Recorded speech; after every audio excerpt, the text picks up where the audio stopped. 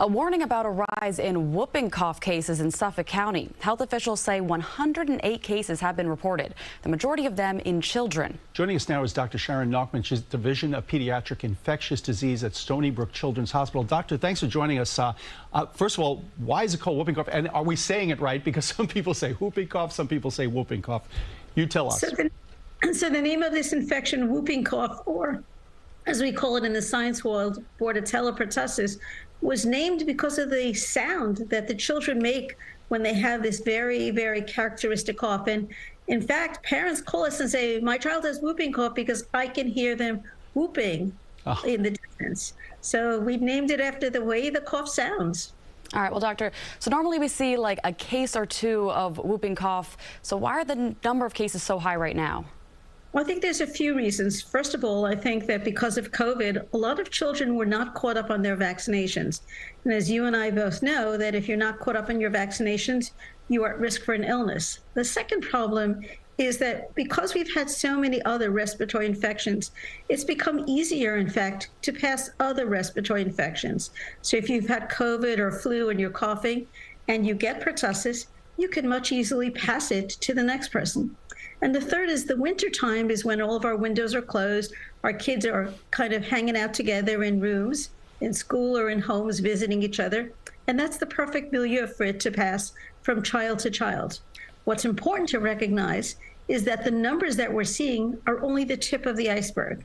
In fact, those are the cases we've diagnosed. We haven't diagnosed the vast majority of them because the parents say, oh, it's a cough like every other cough. I don't need to go to the doctor. I'm not getting tested, and I'll just send him right back to school where they're infectious and pass it on to the next kid. And I gather it's the children who are the most vulnerable, and among them there may be a differentiation as to who is more vulnerable. By the way, can this go on to parents, et cetera?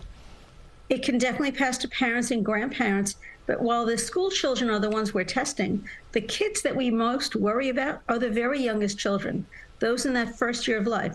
Those are the kids, when they do get whooping cough, often wind up in the hospital, unfortunately needing oxygen and being placed on respirators. So we worry most about the very, very youngest kids.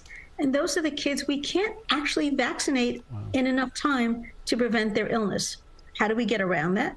Well, we recommend now that every pregnant individual get vaccinated for pertussis. And not only should they get vaccinated, but their close circle, the father of the baby, the other children in the house, and even the grandparents, because those are the adults going to see that child and pass infection to them. So we have the sound of the cough. Are there any other symptoms to look out for, and how can you make sure you're protecting yourself? Well, the first way to protect yourself is, of course, get vaccinated. The second way to protect yourself is if you are sick and you have to go to work, please put a mask on. And if your child is coughing and that cough is really, really different than the other respiratory coughs we've had this season, please get them tested. Why? Because we can treat them. And in fact, if we treat them with a very commonly used available oral antibiotic, we can not only treat them, but we can prevent them from passing it to the next child.